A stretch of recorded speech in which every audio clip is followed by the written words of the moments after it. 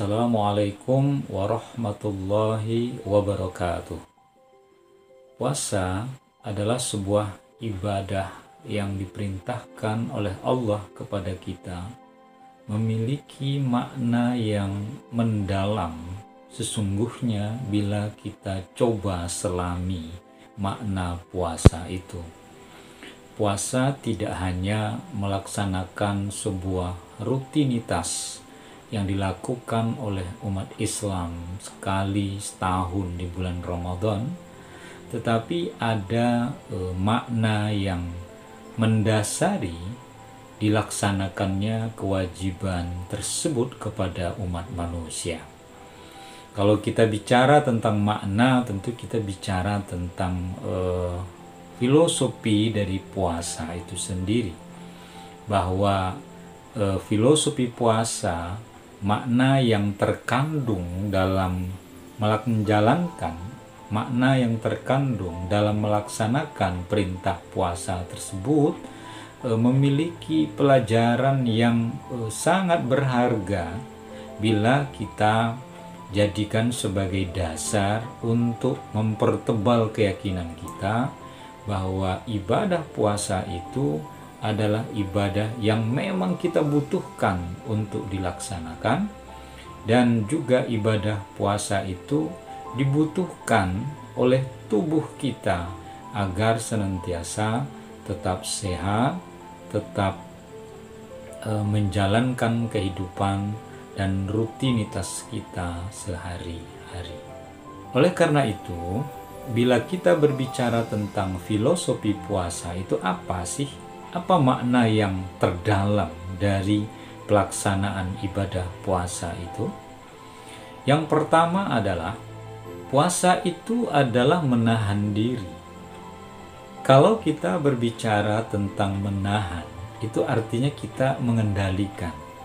Ada keinginan yang muncul dari diri kita untuk melakukan sesuatu, namun tidak jadi kita melaksanakannya karena kita menahannya. Menahan dalam artian bahwa ini jangan dilakukan, ini jangan dilaksanakan, tapi dibatasi. Nah, menahan disinilah makna puasa yang sesungguhnya. Kita misalnya dilarang untuk makan dan minum selama menjalankan ibadah puasa.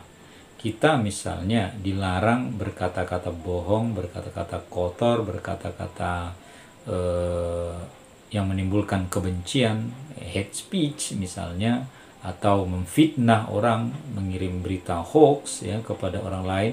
Lalu kita tersadar, oh ini tidak boleh saya lakukan. Kenapa? Karena saya berpuasa. Karena saya berpuasa, maka saya harus menahan diri saya untuk tidak melakukan perbuatan tersebut. Menahannya di situ. Kita, bagi yang sudah menikah, ada suami, ada istri. Lalu ketika suami melakukan hubungan intim antara suami dan istri, itu kan sah-sah saja ketika mereka terikat dalam pernikahan yang sah. Tetapi tentu saja tidak boleh ketika itu dilakukan di siang hari, di mana kedua suami dan istri itu sedang puasa. Ada keinginan mendekati istri, tapi tidak boleh. Kenapa? Saya harus menahan nafsu saya terhadap istri saya, atau istri saya menahan nafsu terhadap suaminya. Kenapa? Karena saya sedang puasa. Pengendaliannya itu di situ. Sama halnya juga, saya memberikan analogi ketika kita bulan puasa, tanpa kita sadar kita lupa mau minum, lalu kita bikin teh, susu, kopi, atau air putih. Lalu saat kita minum, kita sadar bahwa saya puasa. Lalu mungkin batin kita berperang. Ini kan punya saya. Saya membelinya dengan uang yang halal. Saya mendapatkannya dengan cara yang benar. Kenapa saya tidak boleh meminumnya? Karena saya berpuasa. Kendalikan diri kita, tahan bahwa kita sedang melaksanakan ibadah puasa. Makanya kalau di Indonesia ada tradisi ketika menjelang sholat subuh dan waktunya masuk waktu sholat subuh, di masjid-masjid itu dikumandangkan, atau pemuda-pemudanya di kampung-kampung itu biasanya mengumandangkan imsak, imsak. Nah, itu artinya tahan ya. Kita sudah mulai menahan diri kita untuk tidak melakukan hal-hal yang membatalkan puasa. Yang kedua, bahwa filosofi puasa itu adalah puasa adalah ibadah yang sangat rahasia. Saking rahasianya, yang tahu itu hanya yang puasa dan Allah Subhanahu wa Ta'ala saja. Saking rahasianya, orang pun tidak tahu. Siapa yang bisa melihat bahwa seseorang itu benar-benar puasa? Siapa yang menjamin bahwa seseorang itu benar-benar puasa? Kan bisa saja ketika dia menunjukkan tubuhnya yang lemas, ya, ketika dia menunjukkan kelihatannya capek sekali karena dia berpuasa, kan bisa saja pura-pura. Padahal dia sungguh tidak puasa. Puasa tidaknya seseorang itu yang tahu hanya Allah Subhanahu wa Ta'ala dan yang bersangkutan. Kalau dia berpura-pura pada manusia, bisa saja karena malu, ya lalu ditanya oleh temannya, puasa nggak? Padahal dia nggak puasa. Lalu dia jawab, iya puasalah. Dia nggak puasa karena nggak kuat, karena katanya tidak sahur semalam. Dalam hatinya. Tapi ditanya temannya supaya nggak malu, ditanya, apakah kamu puasa? Oh puasalah, masa nggak puasa? Malu tidak puasa. Puasa tidaknya seseorang itu yang tahu adalah yang bersangkutan dan Allah Subhanahu wa Ta'ala. Di depan manusia bisa saja dia berpura-pura, di depan keluarganya bisa saja dia berpura-pura, tetapi di hadapan Allah itu tentu saja tidak bisa, karena Allah Al-Alim, Allah Maha mengetahui apa yang kita lakukan. Nah, puasa itu adalah sifatnya sangat rahasia, maka jagalah rahasia itu. Kita juga tidak perlu pamer kepada orang bahwa saya puasa. Lihat nih saya puasa. Lihat nih bapak puasa. Lihat ini ibu puasa. Tidak perlu. Karena puasa itu adalah ibadah yang penuh rahasia, yang disimpan oleh yang bersangkutan Allah Subhanahu wa Ta'ala. Walaupun saat berbuka melihat orangnya, kan bisa saja. Walaupun pura-pura buka kalau tidak puasa, kan bisa saja. Tetapi kesungguhan dia melaksanakan puasa itu hanya diketahui oleh Allah Subhanahu wa Ta'ala selain yang bersangkutan.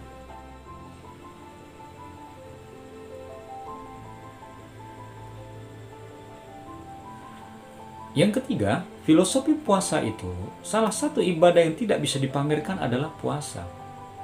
Apa yang mau dipamerkan? Orang tidak akan terkejut kalau seseorang itu puasa. Kecuali orang tiba-tiba tidak pernah puasa, tiba-tiba puasa. Orang kaget, loh kamu puasa? Iya, saya sekarang udah sadar, insya Allah. Tapi kalau orang yang sudah biasa melaksanakan ibadah puasa, apa yang harus dipamerkan? Tidak perlu menunjukkan saya capek, saya lemas. Oke, bisa saja orang pura-pura. Atau dia kelihatan lagi lemas sekali karena dia berpuasa.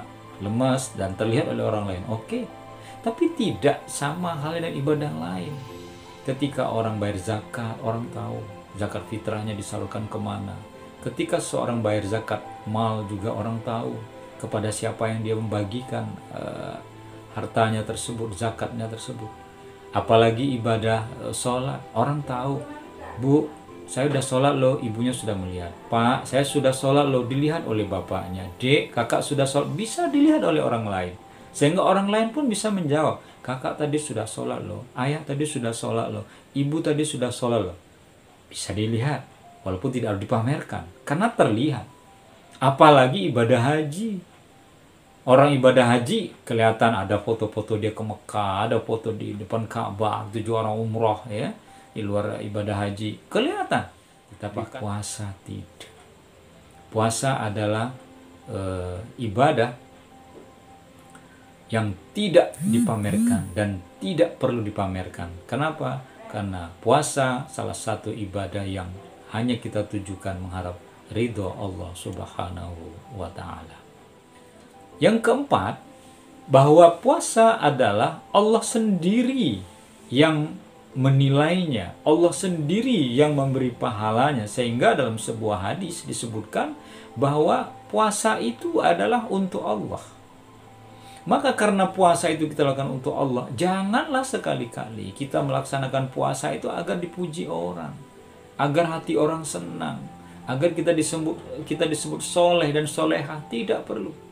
Lakukanlah ibadah puasa itu bahwa kita hanya melaksanakan ini bentuk dari ketaatan dan ketakwaan kita kepada Allah. Karena ibadah puasa adalah ibadah wajib, maka kita lakukan kewajiban tersebut dengan penuh kesungguhan. Tanpa harus kita lakukan niatnya itu untuk dipuji oleh orang lain atau dibanggakan, wah ini ahli puasa nih, ini orang-orang soleh ini orang-orang soleha. Tidak perlu. Kenapa? Karena niatkan puasa yang kita lakukan itu untuk Allah semata-mata, karena ibadah puasa itu adalah ibadah kita untuk Allah dan Allah lah yang membalasnya. Saudara-saudara sekalian, ibadah yang lain tentu ada filosofinya, tapi filosofi ibadah puasa paling tidak 4 hal tersebut. Maka di balik kebaikan dan kemanfaatan puasa tersebut terdapat filosofi, nilai-nilai kehidupan yang bisa kita ambil di dalamnya, bisa jadikan pelajaran bagi kehidupan kita, bisa kita raih maknanya bagi kita, sehingga kita melaksanakan ibadah puasa tidak hanya sekedar menahan lapar, haus, dan dahaga, ya, tetapi kita melaksanakan ibadah puasa itu benar-benar bentuk ketaatan kita kepada Allah, dan Allah memberikan ganjaran atas amal ibadah puasa yang kita lakukan. Semoga ada manfaatnya. Assalamualaikum warahmatullahi wabarakatuh.